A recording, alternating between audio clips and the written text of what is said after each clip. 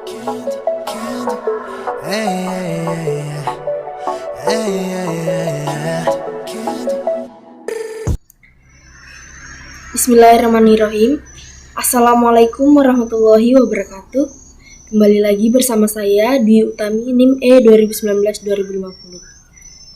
Seperti biasa, pada kesempatan kali ini di video ini untuk memenuhi tugas mata kuliah ekonomi makro Islam yang diampu oleh Bapak Abdul Wadud Nafis LCMEI. Nah, pada kesempatan kali ini saya akan mereview tentang materi ekonomi tertutup tanpa kebijakan pemerintah. Nah, di sini ada pengertian ekonomi dua sektor. Perekonomian dua sektor adalah perekonomian yang terdiri dari sebuah rumah tangga dan rumah tangga perusahaan. Nah, di sini merupakan bentuk yang paling sederhana dari analisis ekonomi makro atau makroekonomi mengenai penentuan tingkat kegiatan ekonomi suatu negara. Nah, kemudian di sini ada diagram alir perekonomian dua sektor, yaitu yang pertama rumah tangga produsen dan kemudian rumah tangga konsumen. Selanjutnya ada pasar barang dan jasa, dan kemudian pasar faktor produksi. Nah, di sini aliran pendapatan dalam dua sektor itu ada yang pertama, yaitu sektor perusahaan menggunakan faktor-faktor produksi yang dimiliki rumah tangga.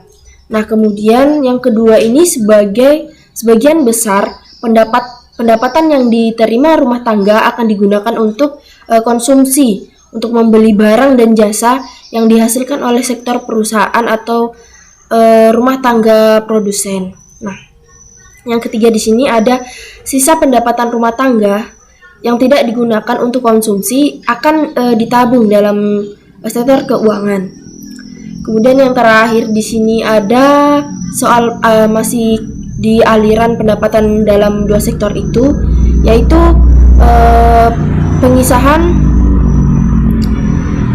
yang ingin melakukan investasi akan meminjam tabungan rumah tangga yang dikumpulkan oleh institusi nasional keuangan. Nah, lanjut di bagian D di sini pada materi yang bagian D ini, hubungan antara konsumsi dan pendapatan. Nah, pendapatan rumah tangga dalam sektor terpenting untuk menentukan tingkat pengeluaran. Ada yang namanya pendapatan konsumsi dan tabungan. Nah, di sini ada tabel pendapatan konsumsi dan tabungan.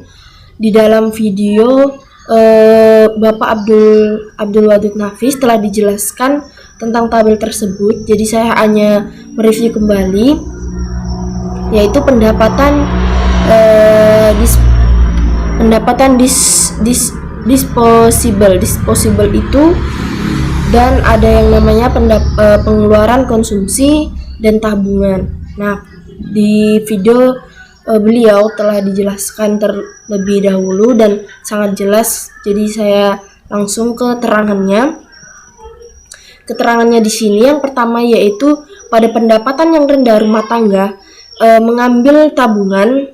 Ini berarti rumah tangga itu harus menggunakan harta atau tabungan yang masa lalu untuk membiayai konsumsi.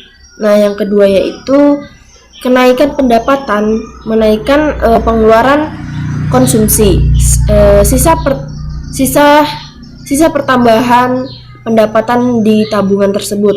Nah, yang ketiga yaitu pada pendapatan yang tinggi rumah tangga itu menabung. Kemudian kecondongan mengkonsumsi. Ada beberapa kecondongan mengkonsumsi. Yang pertama yaitu kecondongan mengkonsumsi marginal, yang mana merupakan perbandingan di antara pertambahan konsumsi yang dilakukan dengan pertambahan disposable income yang diperoleh. Nah, yang kedua yaitu kecondongan mengkonsumsi rata-rata, yang mana merupakan perbandingan antara tingkat konsumsi C dengan tingkat disposable income.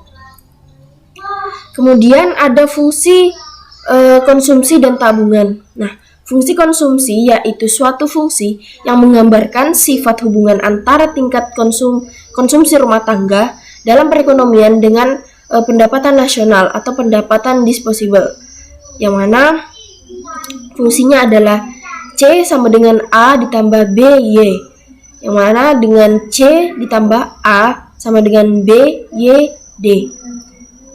Di sini A adalah konsumsi rumah tangga saat pendapatan nasional sama dengan O sama dengan 0. Kemudian B sama dengan MPC. Nah, di sini lanjut kepada fungsi tabungan.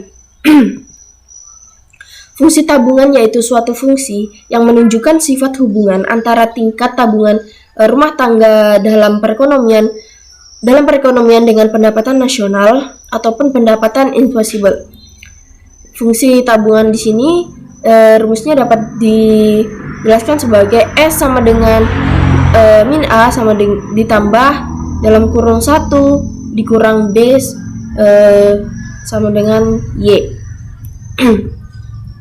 Kemudian di investasi dan fungsi investasi. Di sini ada satu, yang pertama yaitu pengertian investasi, yang mana investasi sering dikenal dengan nama penanaman modal. Nah, investasi di sini merupakan komponen kedua yang menentukan pengeluaran agregat. Nah, investasi merupakan pengeluaran atau pembelanjaan penanaman modal atau perusahaan untuk membeli barang-barang modal dan perlengkapan produksi untuk menambah kemampuan memproduksi barang dan jasa yang tersedia dalam perekonomian. Nah, di sini investasi meliputi pengeluaran untuk yang pertama yaitu pembelian barang modal, yaitu mesin. Nah, mesin dan peralatan produksi lain untuk mendirikan berbagai jenis industri dan perusahaan. Yang kedua yaitu penggantian barang-barang modal yang telah dipersiapkan. Yang ketiga yaitu pengeluaran untuk pembangunan kantor atau pabrik dan lain-lain. Yang keempat, pertambahan nilai stok barang-barang yang belum terjual. Nah, di sini jumlah investasi tersebut disebut investasi bruto, sedangkan investasi neto didapat dari investasi bruto dan depresiasi.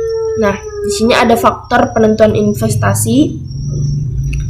Yang pertama yaitu tingkat keuntungan yang diramalkan akan diperoleh.